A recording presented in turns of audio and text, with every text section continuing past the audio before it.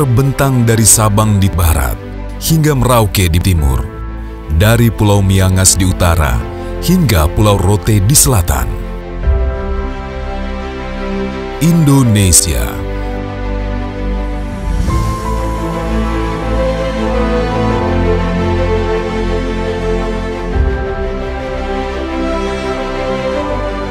dengan populasi lebih dari 250 juta jiwa yang tersebar di ribuan pulaunya, konektivitas antar wilayah dan pemerataan pembangunan adalah keniscayaan yang harus diwujudkan. Pembangunan infrastruktur transportasi adalah jawabannya. Transportasi akan membuka keterisolasian, menekan disparitas harga, menumbuhkan perekonomian secara lebih merata, dan mengembangkan potensi masyarakat di berbagai kawasan secara lebih maksimal.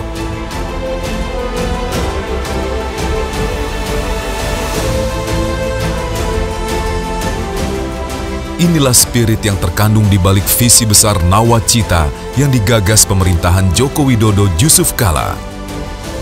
Salah satu butir nawacita yang sangat tepat menjawab tantangan Indonesia adalah membangun Indonesia dari pinggiran dan memperkuat daerah-daerah di desa dalam kerangka negara kesatuan. Pembangunan tidak lagi terfokus di Pulau Jawa, tetapi merata di seluruh wilayah hingga kawasan terluar, terdalam, terisolasi, dan rawan bencana. Inilah paradigma baru, Indonesia sentris.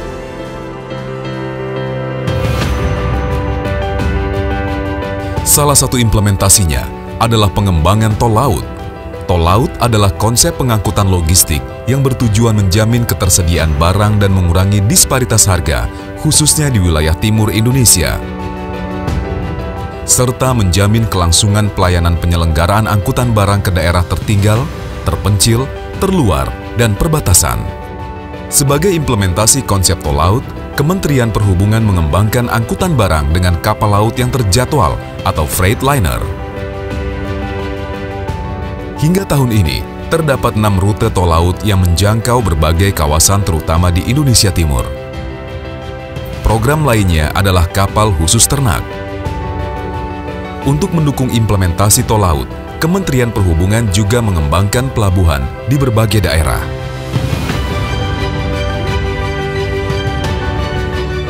Selama tahun 2015, Kementerian Perhubungan menyelesaikan pembangunan 35 pelabuhan dan memperbaiki 160 pelabuhan. Pengembangan dimaksudkan agar pelabuhan-pelabuhan tersebut bisa disandari kapal dengan ukuran lebih besar, dengan fasilitas yang mendukung baik untuk angkutan barang maupun orang. Pelabuhan yang telah diselesaikan pembangunannya diantaranya Pelabuhan Wasior di Kabupaten Teluk Wondama, Papua Barat, Pelabuhan Bungku Toko, Kendari, Sulawesi Tenggara, Pelabuhan Tahuna, Kepulauan Sangihe, Sulawesi Utara,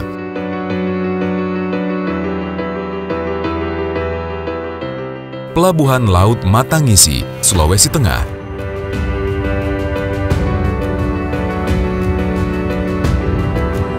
Pelabuhan Atapupu, Belu, Nusa Tenggara Timur,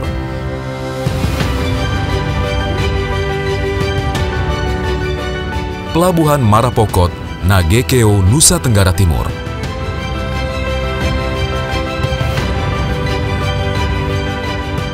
Pelabuhan Batu Merah, Ambon, Maluku,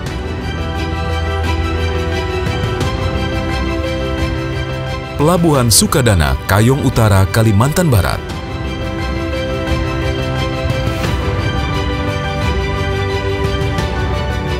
Pelabuhan Panarukan, Situbondo, Jawa Timur, Pelabuhan Calang, Aceh,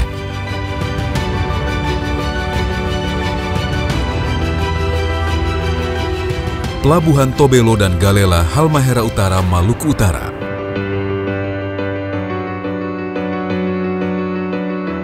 Pelabuhan Tutu Kembong, Maluku,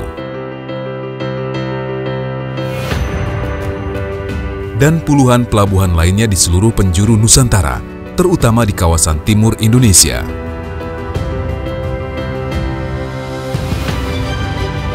Tidak hanya prasarana, pembangunan sarana pun tidak terabaikan.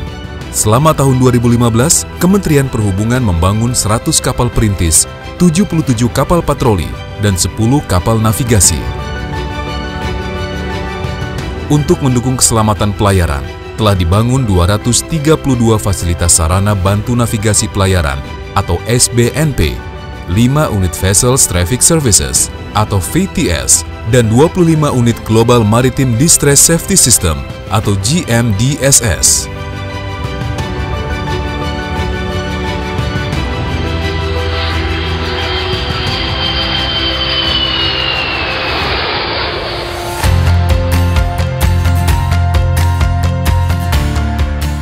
Di samping perhubungan laut, Kementerian Perhubungan juga melakukan percepatan pembangunan infrastruktur transportasi udara, di antaranya dengan membangun dan memperbaiki bandar udara yang tersebar di berbagai wilayah.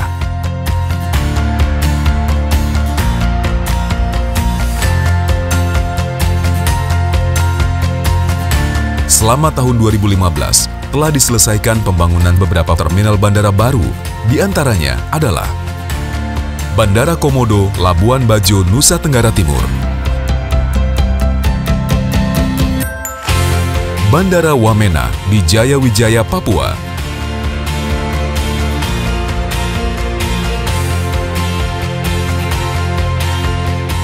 Bandara Rembele, Bener Meriah, Aceh.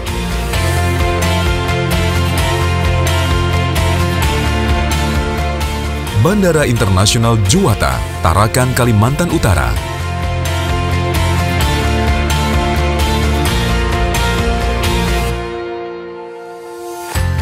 Bandara Matahora, Wakatobi, Sulawesi Tenggara.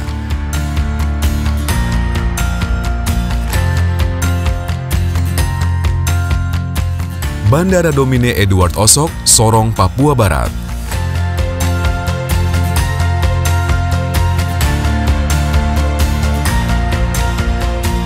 Bandara Mopah, Merauke, Papua.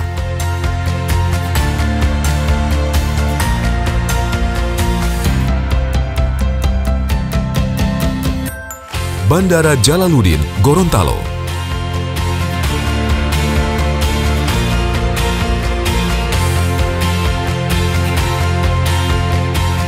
Bandara Bua, Luwu, Sulawesi Selatan.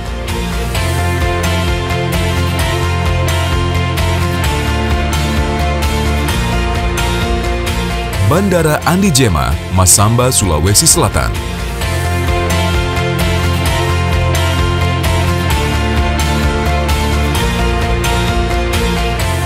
Serta puluhan bandara lainnya.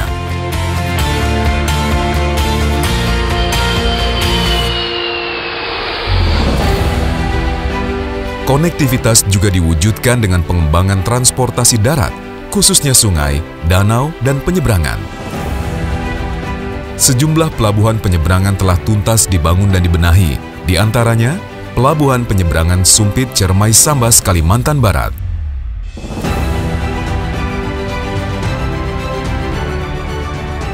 Pelabuhan Penarik Dabo Lingga, Kepulauan Riau.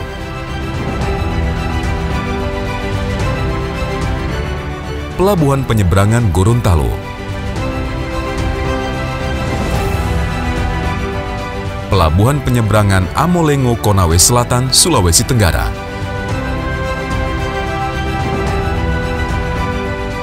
Pelabuhan Penyeberangan Kendal, Jawa Tengah. Pelabuhan Penyeberangan Toboli, Parigi, Mautong, Sulawesi Tengah.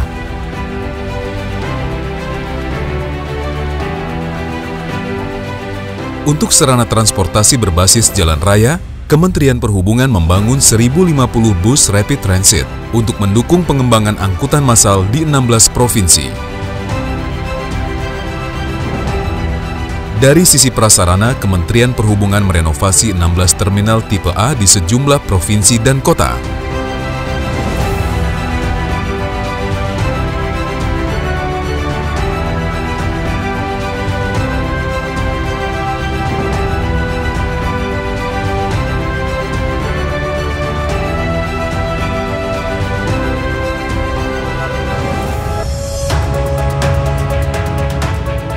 konektivitas juga ditunjang oleh pengembangan transportasi perkereta-apian yang makin luas menjangkau wilayah Indonesia.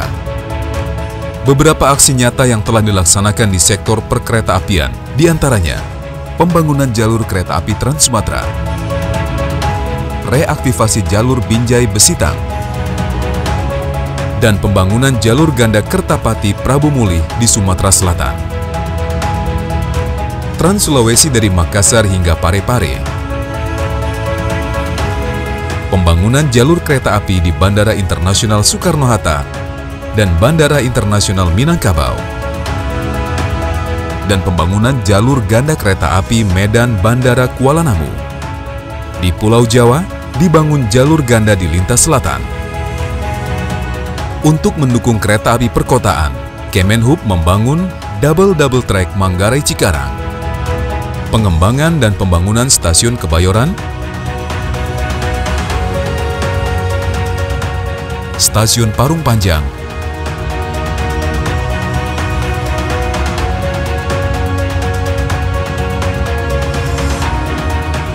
stasiun Maja,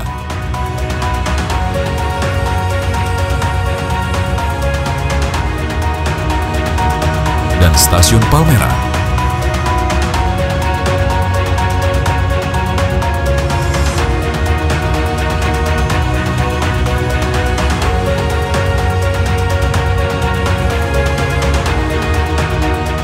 Membangun transportasi memerlukan dukungan sumber daya manusia yang kompeten dan profesional. Untuk itu, Kementerian Perhubungan membangun dan mengembangkan pusat-pusat pendidikan transportasi pada 26 kampus yang tersebar di seluruh Indonesia.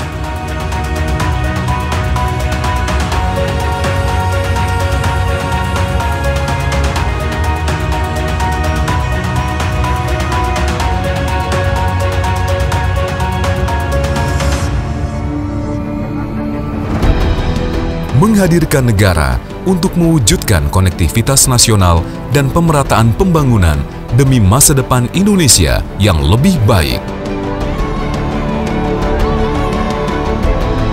Merangkai, menyatukan Indonesia.